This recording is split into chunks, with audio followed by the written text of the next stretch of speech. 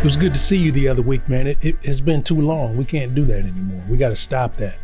It was very good to see you. It was good for my soul, man. It revitalized me. Yeah.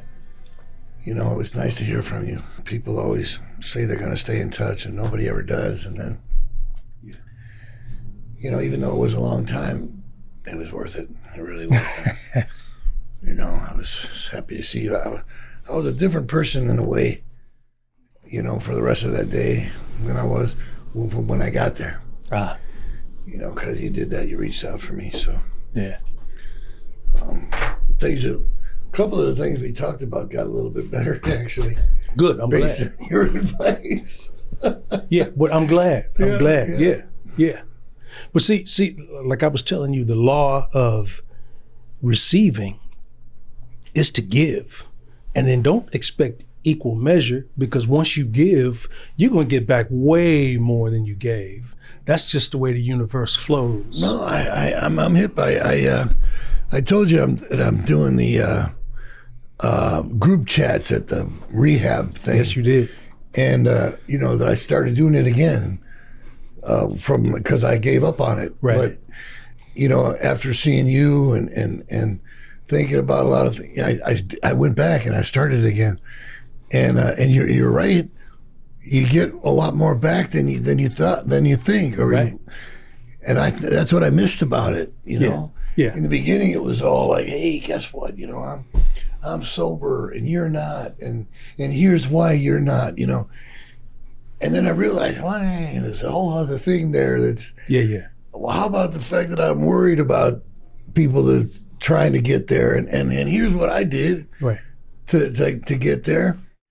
That was really... I didn't expect to have that notion of it.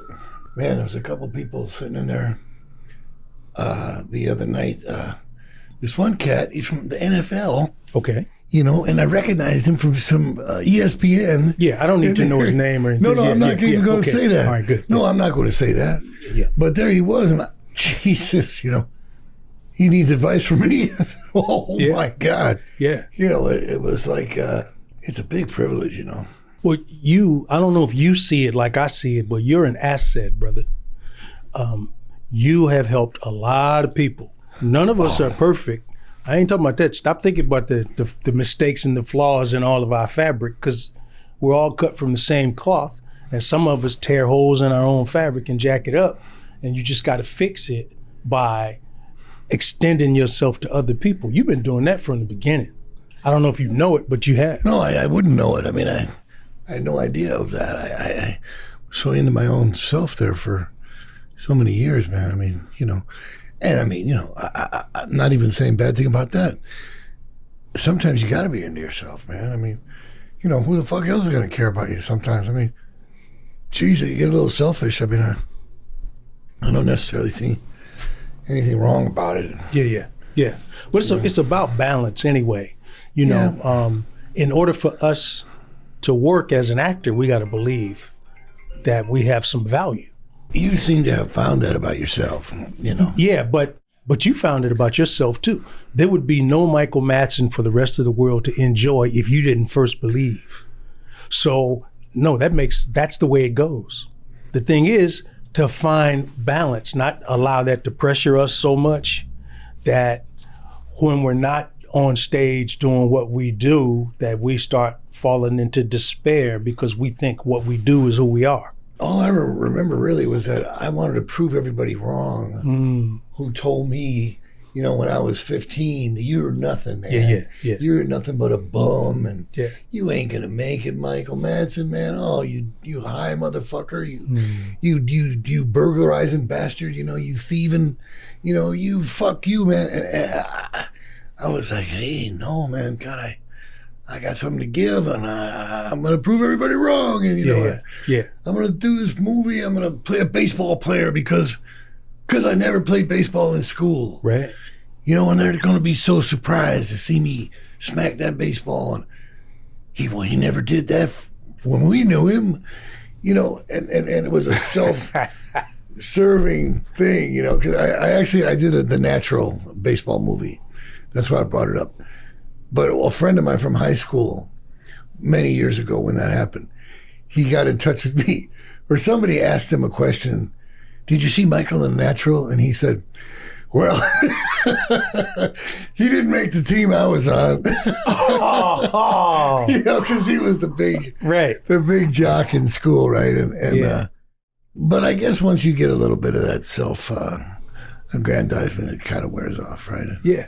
It becomes more about you actually know you have something to offer, right? Yeah, but there's as much difference between being self-serving as self-preserving.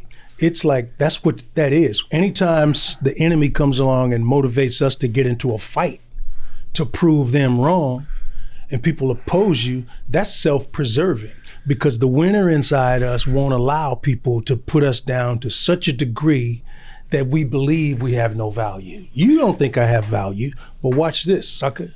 The one thing I was going to say, did you get any of that notion from your father when you were growing up? Because my thing was like, Dad, I'm going to show my dad that I'm not a bum. Did you have anything like that at all about your father? My dad really didn't want to be bothered with me. My stepdad was really my dad, and they're both, God rest their soul. But my dad had a son in a marriage after the marriage with my mom, and so they kind of stayed tucked away themselves, and I would reach out to him, but I didn't it wasn't reciprocated a lot until after I became successful. So my stepdad was the one who poured into me. I mean, he taught me all the life lessons. Like, he said, when I was young, he said, son, I said, yes, sir. He said, I see all these little pretty girls coming around here. He said, you're putting a little muscle on now, here they come. I said, yes, sir. Let me say something to you. I said, okay. And he said, the man that keeps a whole lot of women will eventually run out of money. But the man who keeps a whole lot of money will never run out of women. Oh my goodness, that's a good one. That'd be a good tattoo. Yeah, but it shifted it for me. He said, see that one? If she gets pregnant, children cost this, they cost that, they cost this, they cost that. And he would break down the numbers to me. I'd be like, oh, oof. Her booty's big, bro. I sure ain't trying to get locked up like that, man. You know what I mean? I appreciate a watermelon, brother, but good Lord. Oh my God. Yeah, derail your whole life, man. Wow, that's a very deep, that's a good one, man. I'm glad I asked you that question. I just suddenly wondered, I think a lot of that comes from the parental thing, and some people won't admit it. Not having my dad present, I didn't really go to war to prove anything to him. It was really all for me, because the people around me were so willing to be average. I just couldn't do it, man. Couldn't. It was something burning inside me. I got it, and I was always inspired from. There was a gentleman in my neighborhood. His name was Leo Johnson. I don't know where Mr. Johnson is today, but he was an actor. He was a working man. He was a father, he was a husband, and he was a Buffalo soldier. Okay, well, that's about as real as you can get. Yeah, and he played semi-pro football, and he was always fit, but he took an interest in my well-being.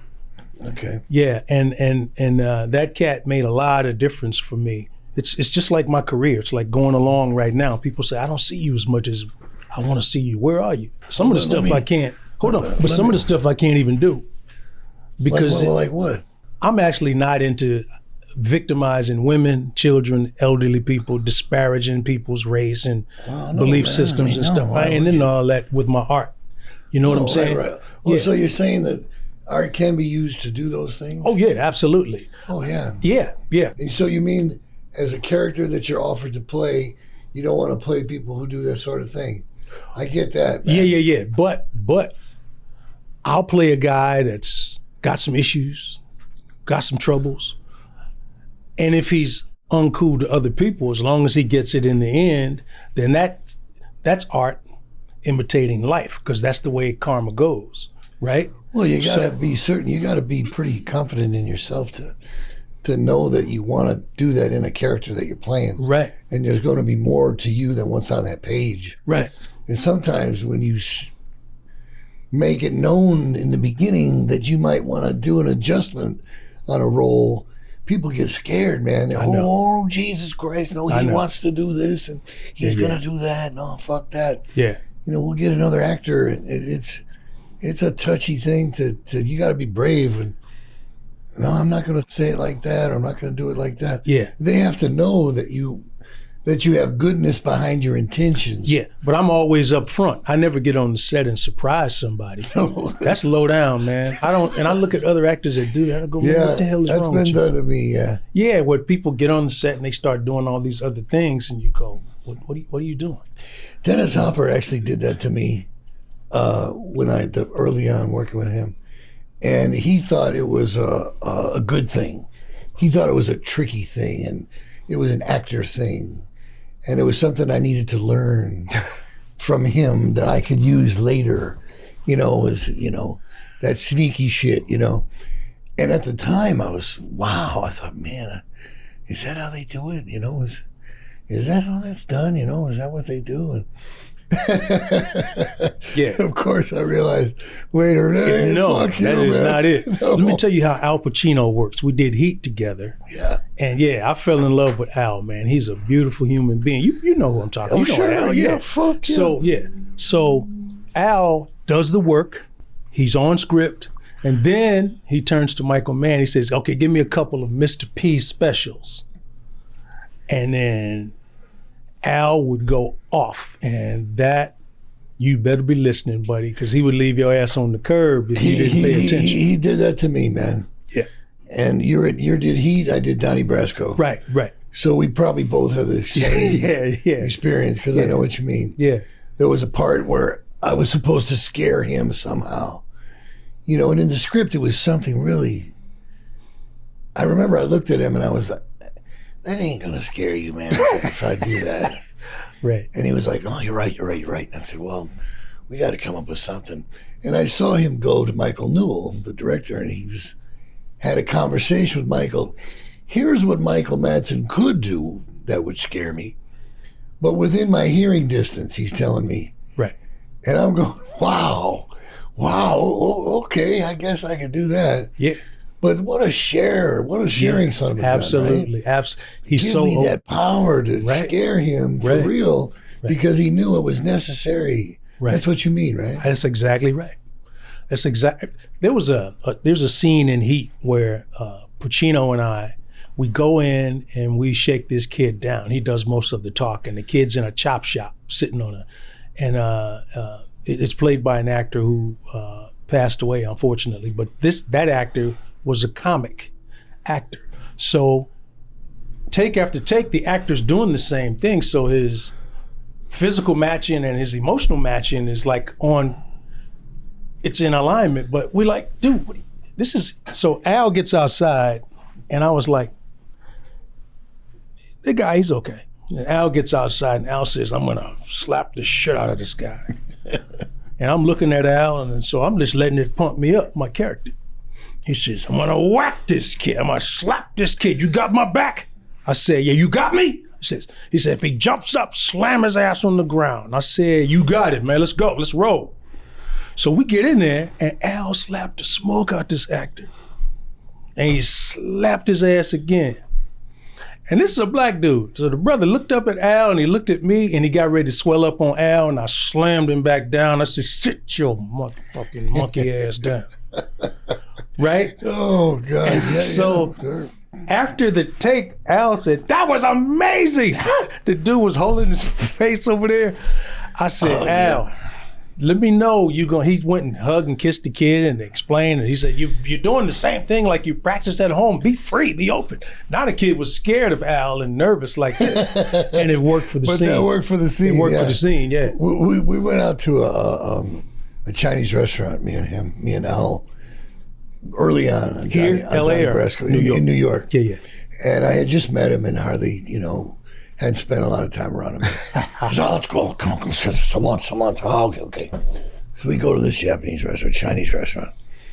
And, he's sitting there. We're sitting there.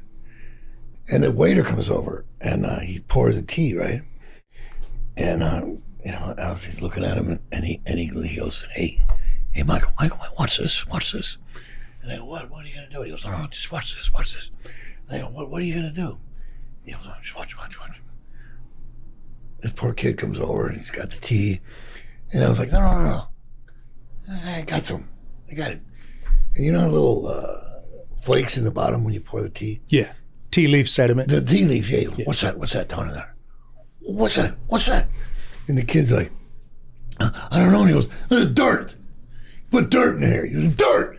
And he threw it on the ground, and the poor kid is like, oh my God. The kid is going to shit himself. You gave me dirt. What is this dirt? And the kid walks away, and I go, Jesus Christ, what are you doing to that poor fucking guy?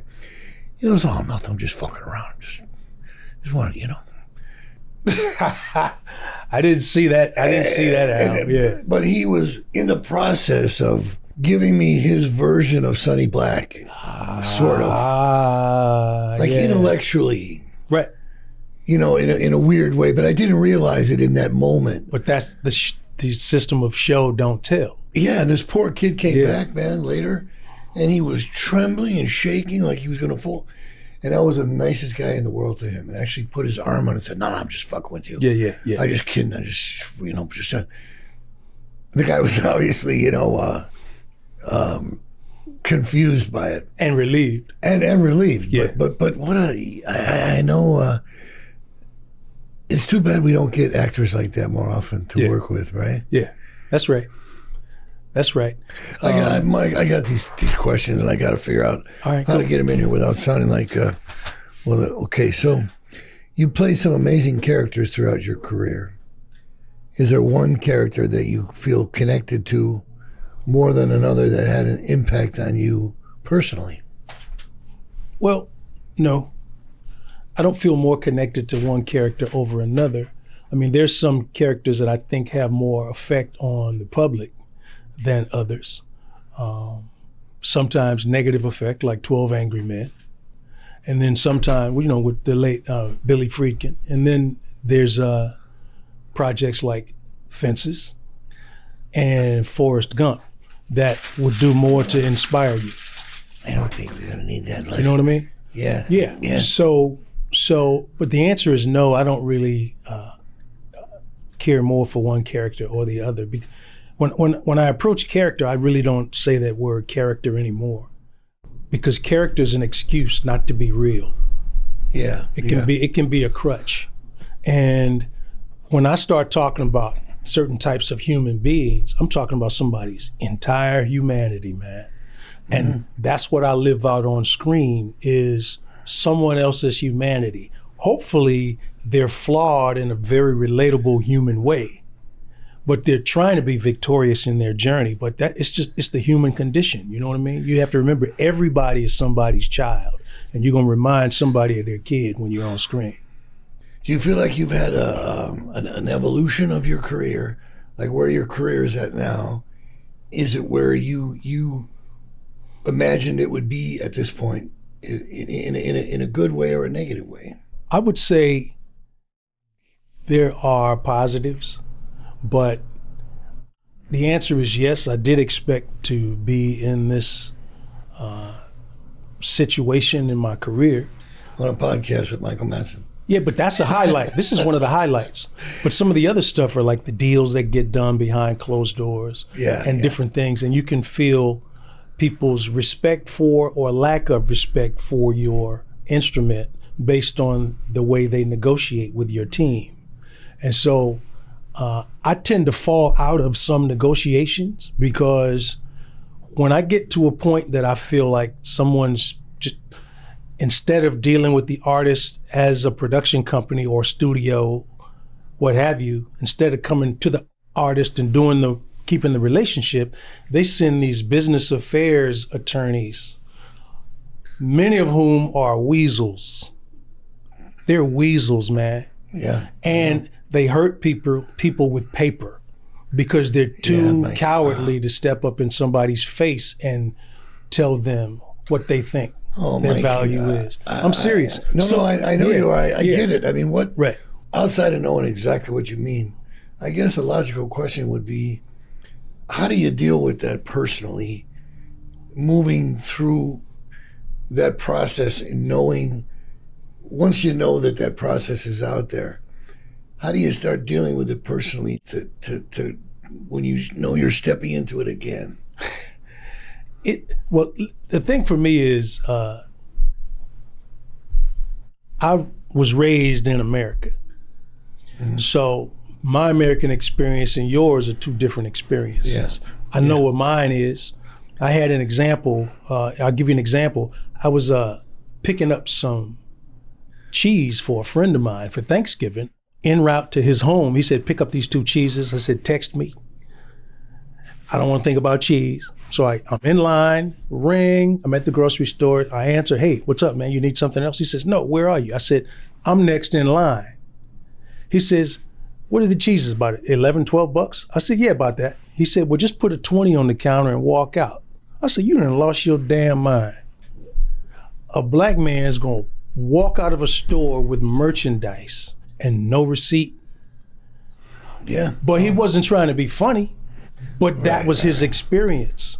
Yeah, no, I get you. Yeah. So in Hollywood, it's the same thing. We are constantly reminded who we all are to the powers that be. I think one of the best examples of that is, it just came in my head, was, the whole question of racism, and the white person will say, or the common white response is, some of my best friends are people of color. Even though the saying of that is exactly representative of something fucked up, right? Right. So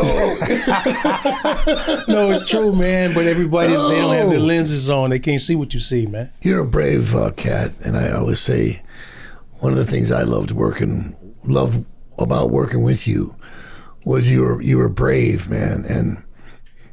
And I was young, and I was producing that thing, and I had certain ideas of things, but it was really, the role that you had was so important to me, because to me it was the part of the story that was being over dramatized in the writing of it, but it meant enough to me that I wanted to make sure it was covered completely honestly, and I could just say just about anything to you, man. Yeah.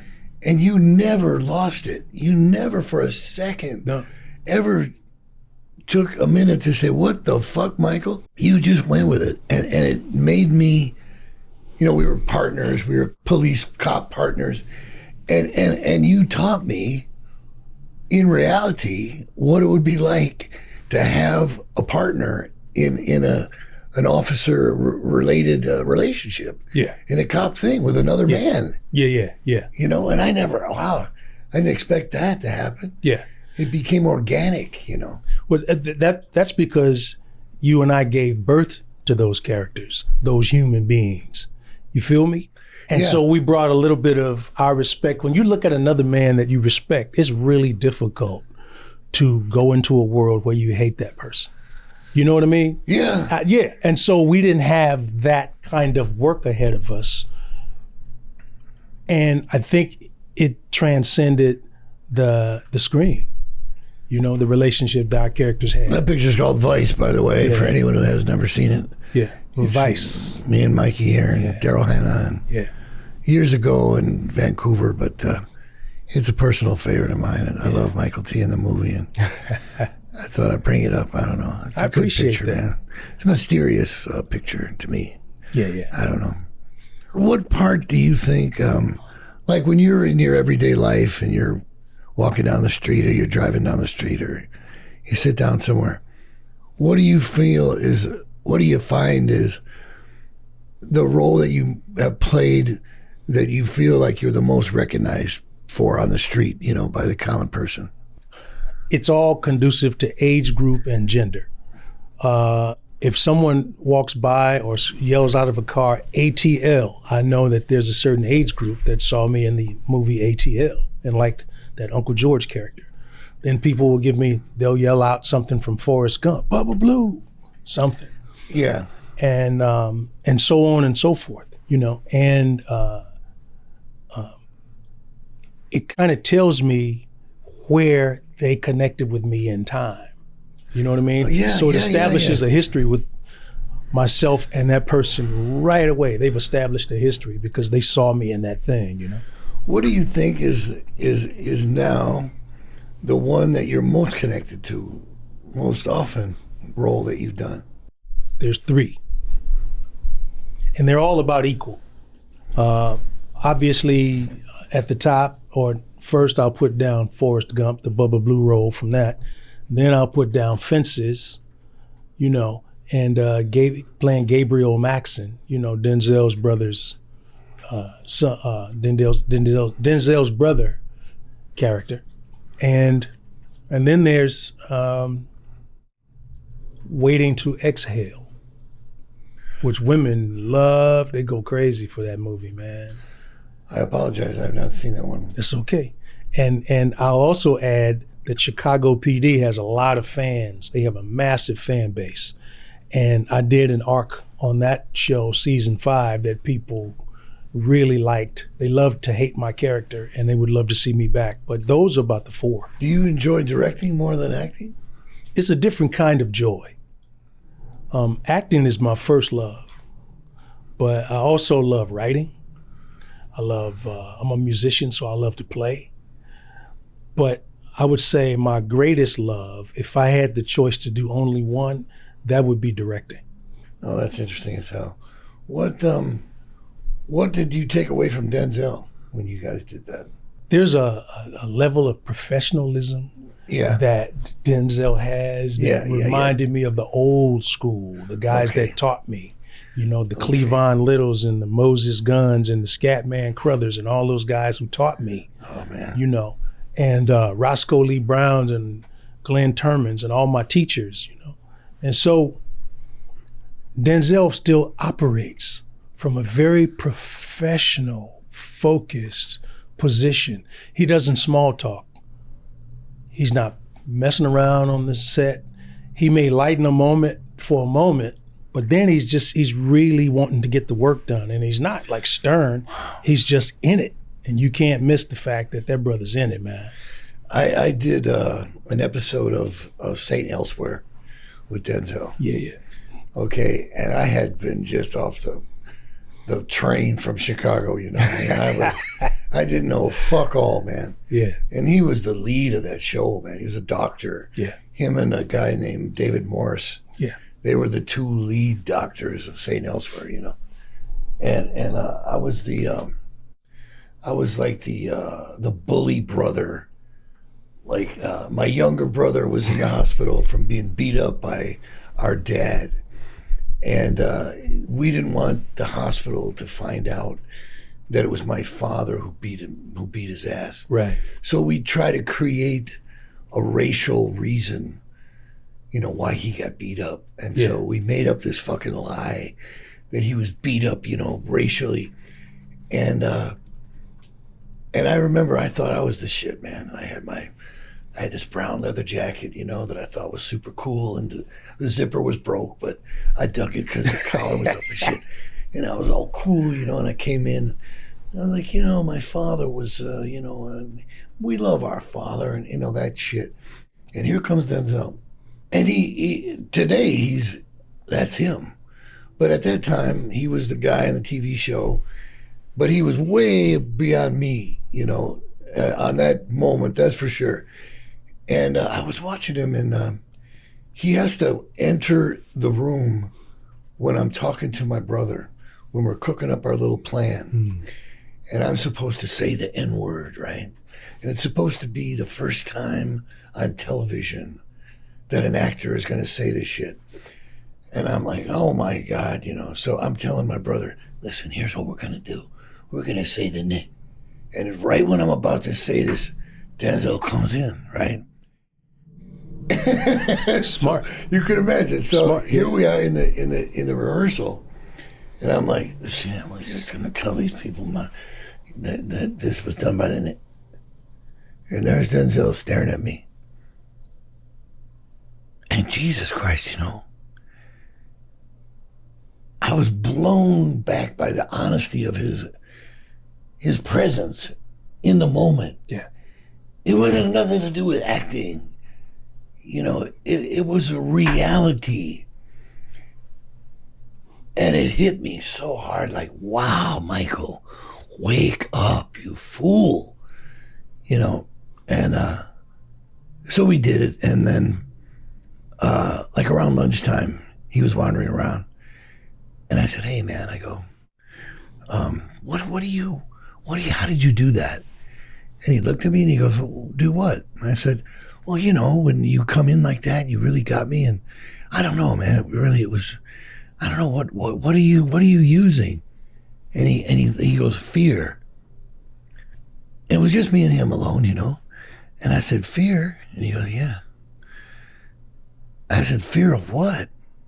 And he goes, of that. Meaning fear of fear. Yeah.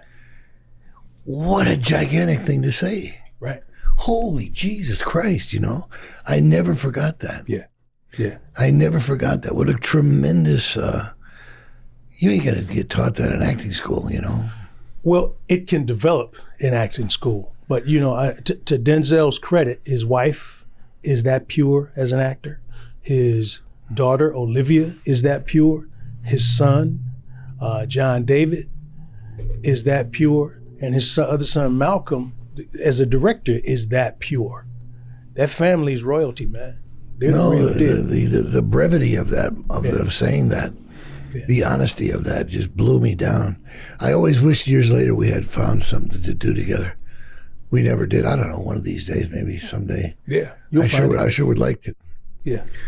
What role haven't you played so far that you're still hoping will come around for your career, for you?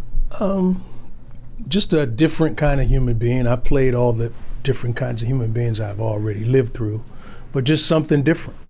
And every opportunity presents something different because the script is different, surrounded by different cast. So I make different choices, and that becomes the challenge, is to go from one movie and not do the same thing you did in that movie. For me as a character actor, and do some. But if you're like a Tom Cruise or a Michael Madsen or a cool guy or DiCaprio, you can do this, man. There's certain things people want to see you do. Yeah.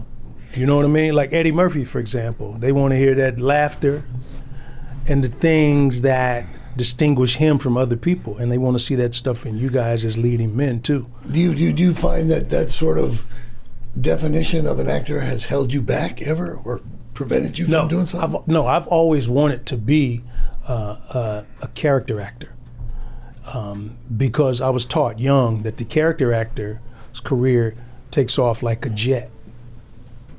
When a leading man, there's too many outside forces, because nobody does this by themselves, none of us. But there are too many outside forces that when a leading man goes up, could make all these mistakes or be enticed by trying to get them 3, 4 leading men, leading women, and then they start to fall off with the help that they're giving that one person. Yeah. It's like, for example, Tom. No, that's interesting. That's really interesting. Yeah.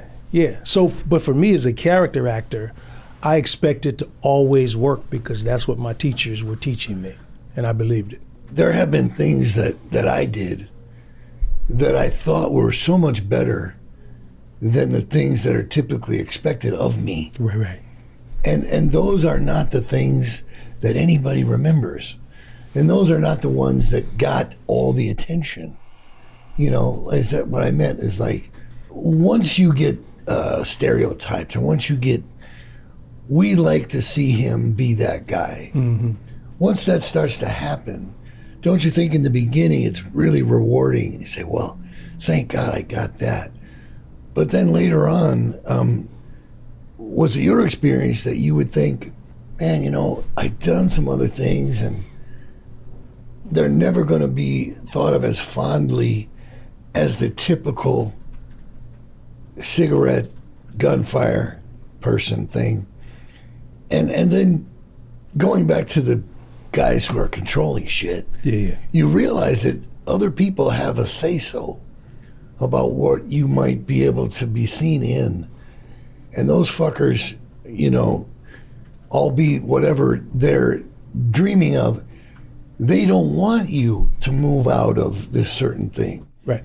I played a boxer. I played an Irish-American prize fighter in a picture. And I thought it was pretty damn good. I mean, I thought, oh man, this is my thing. I arrived as an actor, it doesn't get better than that.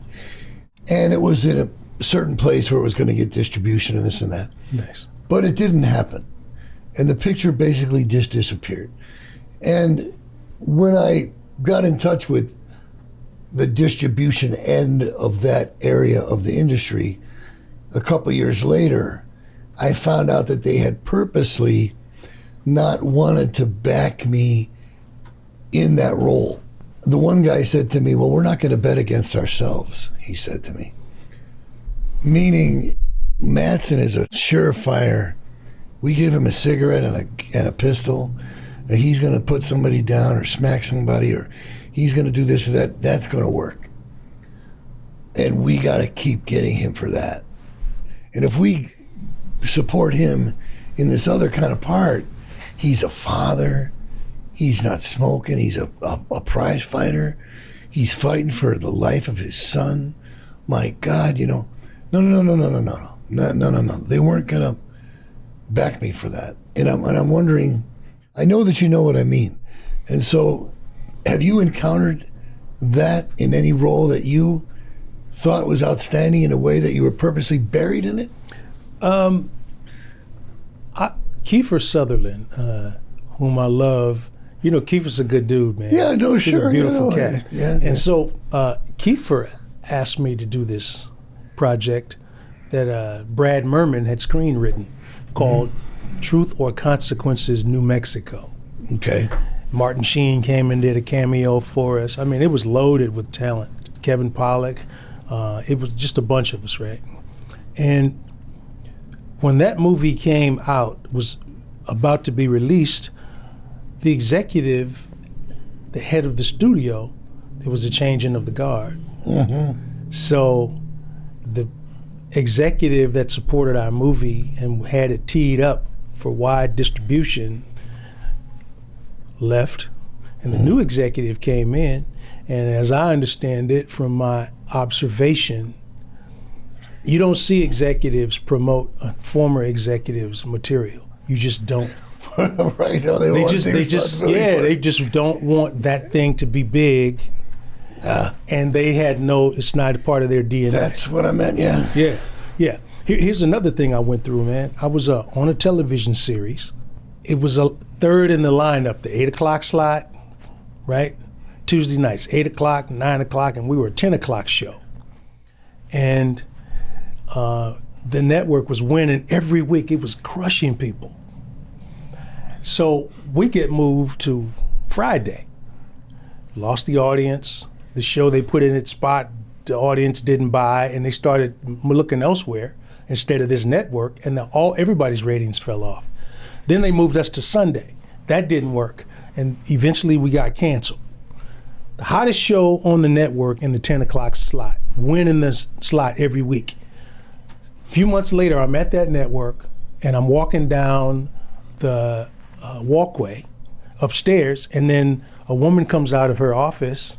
Behind her door was open, and she saw me pass by. She ran out, Mykelti, and I turned around. It was this casting person. I won't say her name.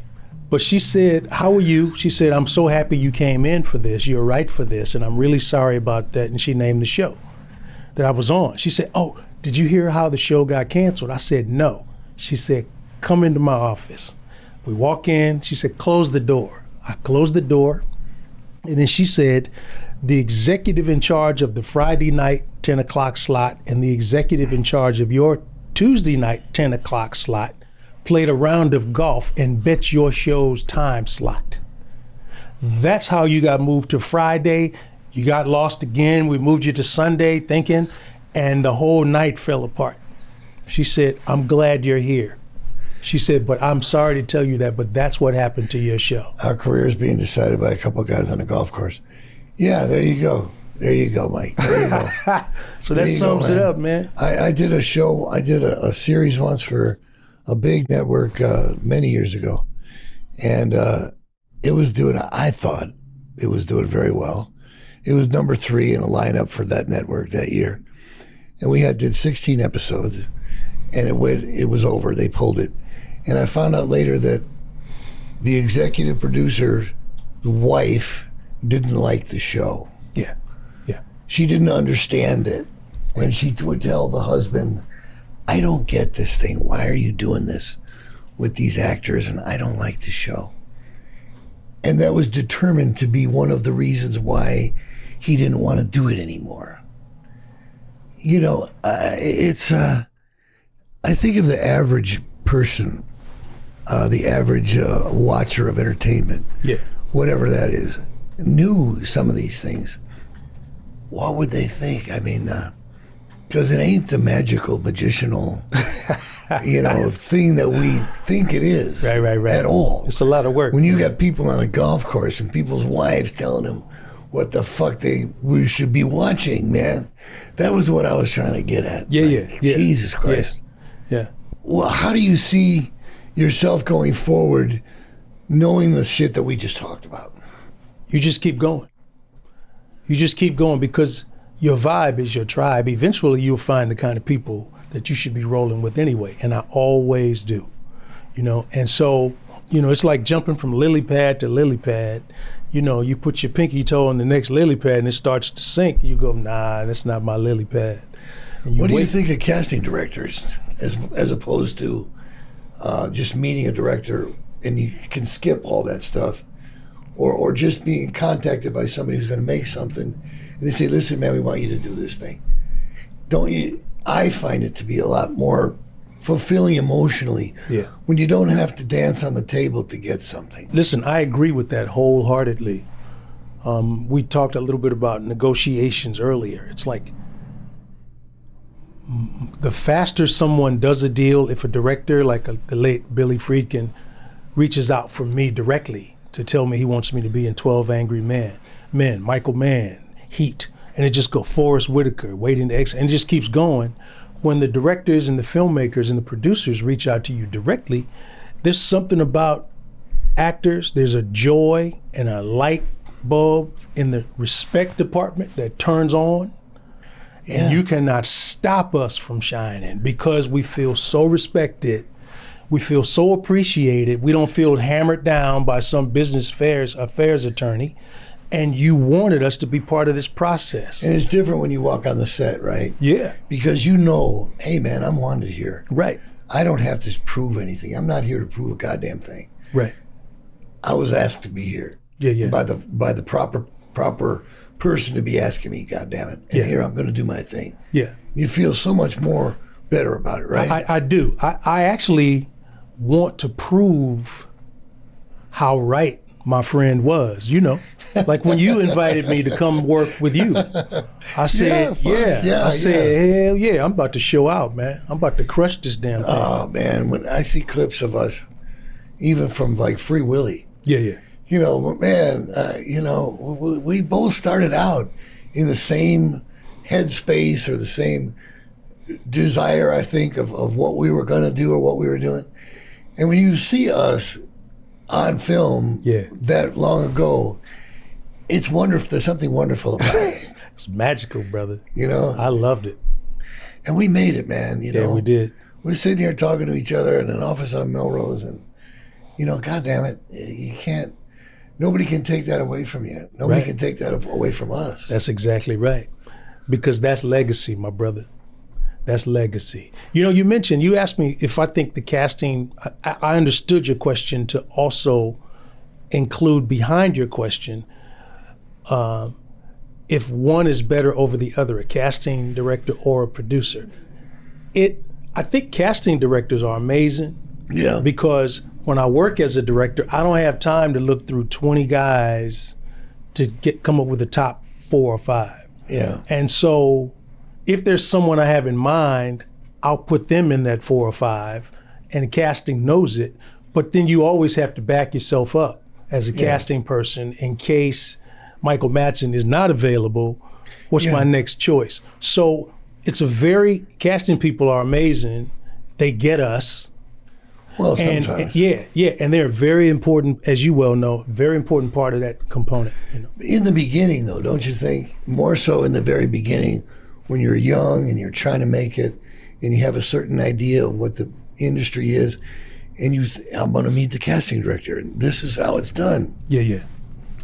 Years later, if you're lucky enough to have survived long enough to have your work speaking for itself, you're able to have the privilege of skipping that part of it. Yeah. Out of respect. Right. Not losing respect for casting people or what they do. Right. But you no longer need to have that presentation of you. Guys like us, we have a body of work that people can refer to. Mm-hmm. But still, there are times when you may be directing something. And I'll use Denzel as an example. When we were doing Fences, on Broadway, everybody loves Denzel. D is just cool with everybody. But how can he just pick one or two actors and say, no, he had to see everybody so no one's feelings were hurt. So he had to deal with that part of it too. Mm-hmm. You know what I'm saying? Yeah. Because you don't want to alienate people and go, what, I did that play for. It's such a personal thing, man. So, but that's the way it has to be done. At a certain level, when people love and adore you, you can't start. Well, you're gonna, put it in the category of Denzel.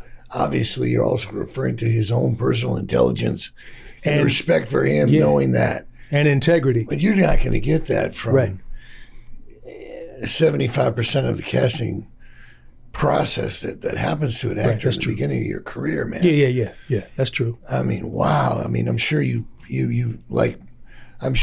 went through similar experiences in that, casting director atmosphere. Right. And I'm pumping gas in Beverly Hills, and I was going in to read for Miami Vice or Cagney and Lacey or something. Right. Right. And I just figured, that's the way that you do it, And I had gone to one meeting, and I was on my way to the pump gas. So I had my blues on with my mic on my shirt. Right. And I was on a motorcycle, and I went to MGM, and I went in this office. Holy Christ, man! And they were making this little, camcorder thing of me, and I was all like, wow, I was thinking I'm late for work, and I'm reading this copy and stuff, and and I got the part like 2 days later, but they said to my agent, we just wanted to let you know that we thought Michael was a fucking genius for showing up dressed like a blue-collar guy. That's funny. And I was, oh my God, He's a genius. I'm a fucking genius. I went to Western Costume. I got give me a gas pumper's uniform because I'm going to wear it to the audition. Many years later, many years later. Right. I refused to go to casting directors because I thought that I had arrived. And did a couple of movies and some big stuff. And I thought, I don't have to do that anymore. And I went for a reading for a picture, a cowboy film with a very big name actor and a big A-lister in a big studio. Right. And I was to be his brother in the story. And I went in and I didn't want to do it because it was a casting director. And she videoed me, and I did my interpretation of what I thought the brother, and it's a historical film, so it was certain truth based in there somewhere. Right. And I was doing what I thought the brother would most likely have been, considering who the lead actor was at the same time. Right. And I remember she stopped me and she said, no. I don't even recall her name, honestly. But she was a well-respected casting director. And she said, Michael, no, you're taking it. It's too much. You got to remember this movie's not about you. It's not about your character. And I realized that I took what she said the wrong way to a certain degree. But also I took it as encouragement to do something different.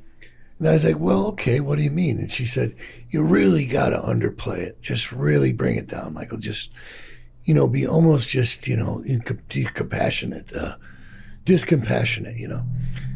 And I said, wow, well, is that what they're looking for? And she goes, yes, in this situation. And so I did it again. I did it a couple more times, and I did it way, way, way, way, way down, just, almost just nonplussed, And anyway, I didn't get the part. It went to another actor, a good actor, a great actor. And I obviously didn't do the film. But I never forgot about that. And about 3 years later, a friend of mine said to me, remember when you read for so-and-so? And I was like, yeah, I do remember that. He goes, wow, there was some people sitting next to us in the restaurant, and they were talking about you. And I said, oh, no, really? And it was the director of that movie. And I said, what did he say? What did he say? And she goes, well, he said, that he had read Mike Madsen. He saw Michael Madsen's video, and that he had been depressed because he had thought Michael was going to bring something more to it. And he didn't want to give him the role because Michael had been so kind of, so non-energy in the audition. And they were having this conversation. You were following direction. I was following direction. Right. So that's what I was trying to get at with the casting for a young actor coming up, which I would imagine you being on the show. There's going to be a lot of younger guys, younger talent that are going to, what the hell does Michael T have to say? Right. And they will respect you. And what advice would you give to a young actor on how to deal with the casting process, considering the fact that you and I know that certain thing can happen and you could be changed by another person like that? Right. What are we going to do? That's a tough one, because as a young actor, you're usually not in the position to speak up. Right. Right. And so, you win some, you lose some. That's just kind of, it's unfortunate. But my advice to the actor would be, first thing I tell all actors is save your money. And then my advice on the acting side is don't take it personally. You were misdirected. There you go. And and then you just keep it moving. Yeah. What is the origin of your name, Michael T? I've never heard anybody in my whole life named Michael T before. Yeah, Michael T is a Native American name. It's from not the Blackfoot tribe, but its origin is from the Blackfeet tribe. Okay. And it means silent friend, or spirit like God. That's what it means. But that's a lot to live up to, man. No, that's a big tag, man. That's a lot to live up to, brother. That's a big tag. Be nice if you were referred to as that, but to be referenced like that, wow. Yeah. Have you found that you are that, by the way, though? Do you find it a burden to live up to that definition? No. I think if I just do what I know is the right thing to do and live so I can look at my face in the mirror, and my kids aren't ashamed, my wife ain't ashamed, my family, my friends are not ashamed of me, then I'm good. But there it is, though. See, so you are the embodied definition of who you just described that your name means. let me explain. This is how not religiously, but this is how I see God. The ocean, and we are just a drop from a thimble in that ocean. If we're honest with ourselves, we know that where we live right now is the ocean, and we have to kind of dissolve into this God consciousness and be the best dudes you can possibly be, or best dame you can possibly be in your journey, the one you can possibly be. I didn't say you won't make mistakes. I didn't say there won't be times of desperation along that journey, because there have been for all of us. But find your way out of that, back to being the best person the best version of you possible. That's a pretty brave thing to say. I'd like to believe, in my finest hour that I feel exactly the same way. Do you find it difficult to live up to your own definition of what you want yourself to be defined as? As far as we're up against a lot of shit, man. Yeah. Yeah, I understand, but I don't I'm not influenced by it. I see it, and there's a lot of stuff that puzzle me, man. Every day. You might think I'm a pretty bright fella, but there's some stuff I don't know.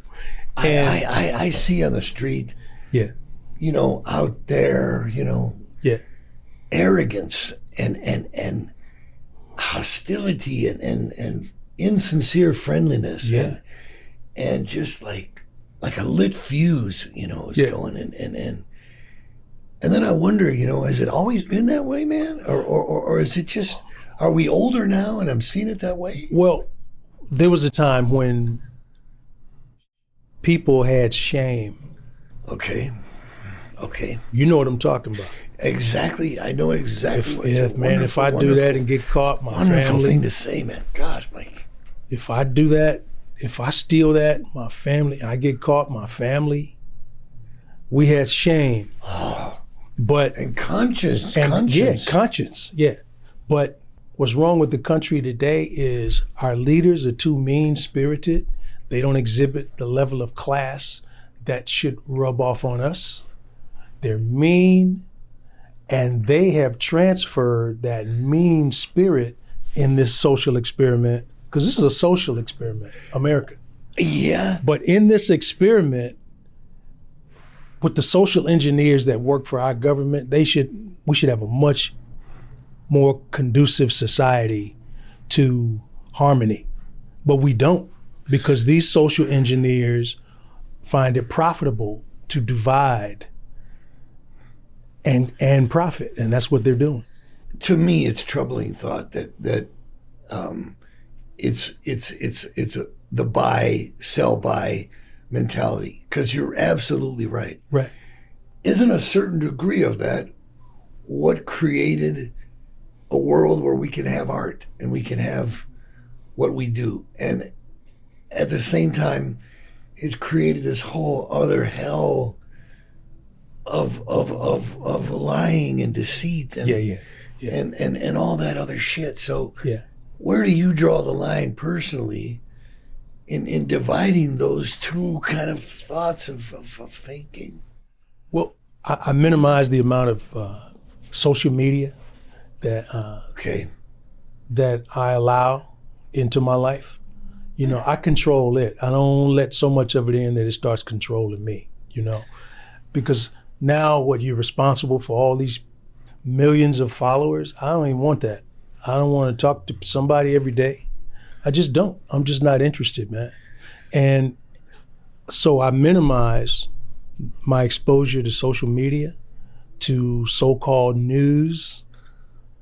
So-called. Yeah, because you and I both know that if it's on the radio, you hear it, that's programming. If it's on television, you see it and you hear it, that's programming. Mm-hmm. If it's in a magazine, you can read it, that's programming. And that's what we do. The word entertain, its origin. I remember when I was a young guy and I learned the origin of the word entertain. It means to enter and hold captive. Now see, if you contain something, it's held captive. If you retain an attorney, they're held captive. If you obtain, it's held captive. Entertain is to enter and hold captive. But when you do that, you have a tremendous responsibility, man. It ain't just about the damn check. That's stupid as hell. It's power, man. It's a big power. Yeah, it's a lot of power privilege, associated man. With it. Yeah. I live in a very regular house because there's certain things that I won't do because I know what it is. I know how it's going to affect kids. I know how it's going to affect anyone who watches it, the programming that's going to go down. That's why I don't mess with a lot of stuff, man. I don't fool with it, brother. Well, what do you think is the best advice for, in a parental way? We're both fathers. Yeah. And so I'm troubled by, how to deal with my sons. Yeah. Or children that I've been a part of creating, outside of the fact that it was a different generation and this and that and this and that. What do you think would be your best advice for any kind of stability parentally now in your life of this, where we're at in this world? My advice is just keep loving your way through it. If you do something If your kid does something and it infuriates you so much that you want to just let them have it, you squash that nonsense, dude. Go for a walk, do something. Because when you walk, have a little oxygen extraction, you're gonna come back a different kind of cat. I respected my father though because I was scared of him. Yeah, I understand. There's something to that, and I'm not advocating it. Right. I'm just saying to taking a walk is a better idea. Yeah. But if my dad had taken a walk, a lot of times things that I was doing might have just been ignored. Yeah. And I don't know where I would have ended up. And so, yeah. Is it because it was better for that generation to not take a walk? Or is it dangerous for us now to think that we should take a walk instead of reacting? I think it's a little bit of both. It's you don't want to. You and I, we don't want to intimidate our kids so much that they're terrified of us. But with my stepdad, he taught hand-to-hand combat in the Air Force, right? My brother taught it in the Army. And so he taught us how to scrap when we were little, right? And he told us never let anybody disrespect your martial art. Now, I saw him do things that I realized, I never want to run up on my dad like I'm some cocky little punk because I know what could happen to me. Yeah. But that was an innate respect and reverence and fear of I'm gonna run into those big fists if I get too big. Because my dad would glove you up. So where do you draw the line between love and respect as far as fear goes? You know what I'm saying? Because if I respected my father because I was afraid of him, I still, my God, I loved him, but what do you think of the masculine men? I mean, to be demasculated, don't you think that men have become demasculated? Yeah, I do. I don't think it's okay. It really bugs me. It's not appealing to me. When I see a manly man, that's respectful and appealing to me. If I see a softer man, then I might have to protect this dude. And that just looks like work to me. So I try not to roll with dudes who are too soft because... No, that's cool. No, I'm just saying. Yeah, it's I don't want us in trouble. You know, I roll with some cats that... I roll hard with cats that are like you and me. I wanted to project to my sons that idea of nobody's gonna fuck with your dad, okay? And from them to learn, wow, man, my dad, he wasn't gonna take shit. But then finding out later in life, there was a certain part of that they might not have really needed to that level. And how much of it was I only projecting what I had been taught into their minds when they look at me like, Dad, what the hell are you talking about? Yeah. You know? But you and I, we're from a different time. And we have to accept that all the valuable lessons, the drive and the ambition and the respect for self and the respect for other men and women, that is something that came to us through our journey. Right now, my children, they have a completely different journey. I have a 30-year-old. She gets both sides. She gets this new business, and she also gets the old school business. And she prefers the old school business, and she's 30. You know, she's half my age. So. Oh, that's a blessing, man, for sure. You know, I think we got a tough time as dads these days. Do you think so? I agree. First of all, there seems to be a programming that's out there that wants to soften all of our edges. And when people want you to change, want to force you into changing, they start calling you names. Yeah. Right? So people start calling you, making up names for you, because you like who you are. You're cool with anybody being who they are, but just don't pour it in my cup.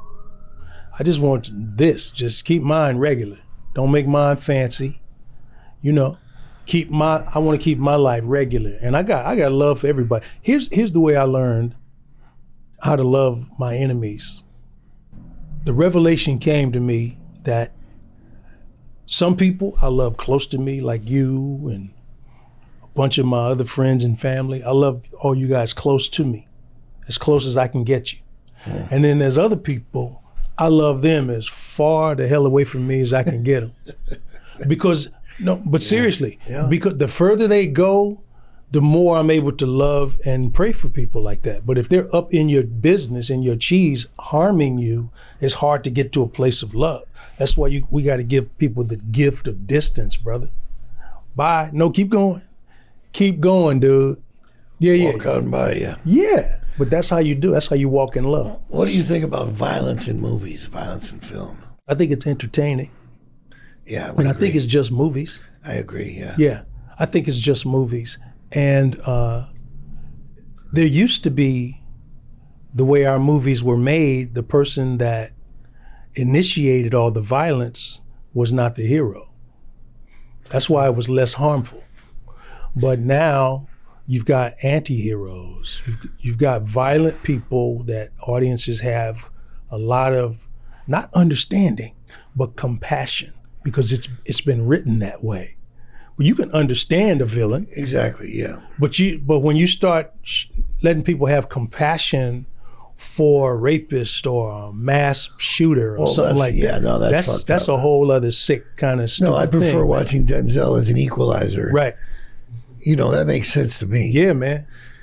And if you look at the old John Wayne pictures or the old big studio pictures, even when there was the Cowboys against the Indians, most of the time the lead actors of those pictures were the ones that somehow had a little compassion for the Indians. Yeah. All the other guys could call them the terrible things and chop their heads off and shoot them off their horses. Right. And the main dude was always like, well, we got to have some understanding for these folks.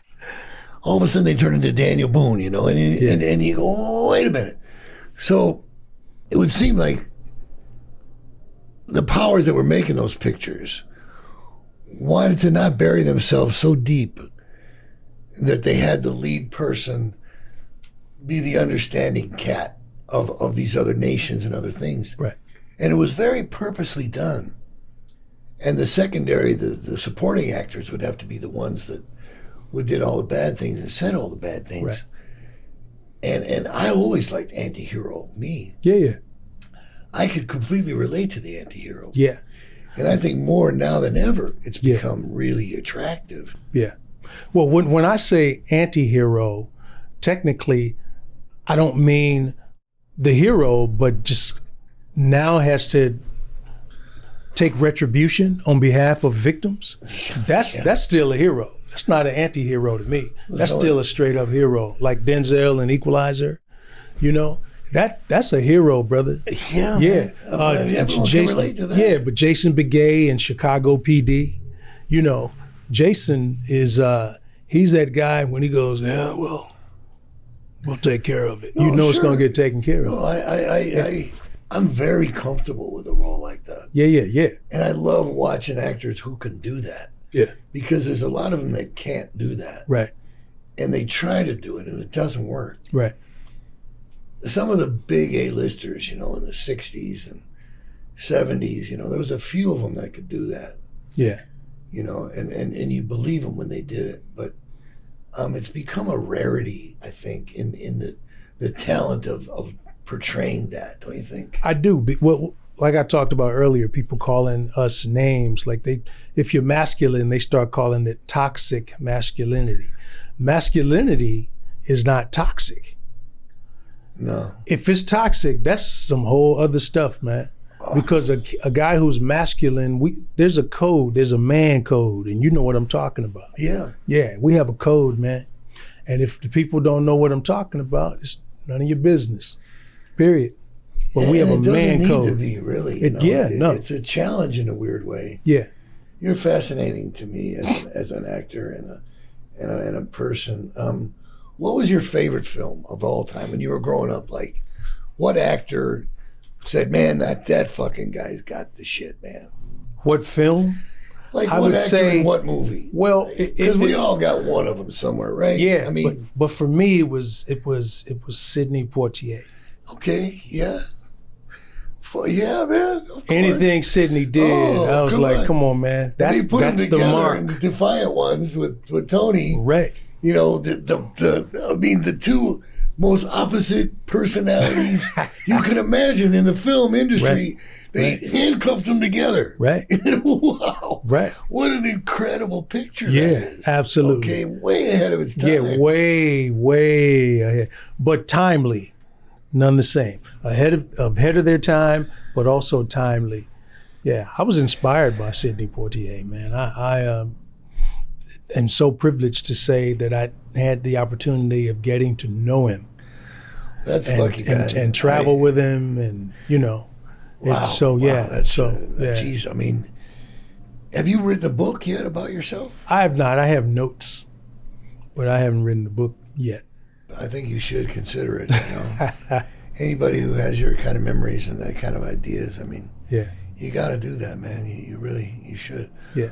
What role that you have already done are you most proud of? I would say Gabriel Madsen, Fences. I would say that's one of the ultimate roles in my career. So, like, if you're gone from the world, and somebody said, "Okay, what is the quintessential Michael T. movie?" Yeah, Fences. Okay, all right. Yeah. This is your show, and you're my guest, and I'm blessed to have you. So, before we go, if we're going to go, if there's anything in the whole world you wanted to say or talk about or mention, what is it? What would it be? I would say to anyone listening or watching to keep the faith. Keep the faith. Don't give up on yourself. Don't give up on other people. Give them the gift of distance, and then you'll figure out what the rest of your journey is. You got to cut some people loose, you know, and lighten your load, and then you can fly. You know, when I learned to fly airplanes, there's 4 principles to flight. There's weight, thrust, lift, and drag, right? Everybody's carrying some kind of weight, but you got to get your ass in gear and thrust. You dig?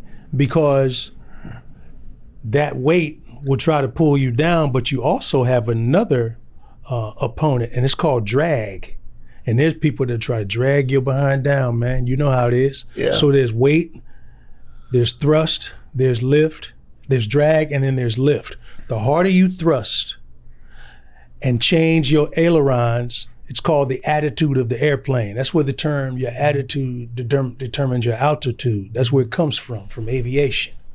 So when you adjust your ailerons and you start having lift, you'll overcome the weight and the drag because you got too much thrust and too much lift.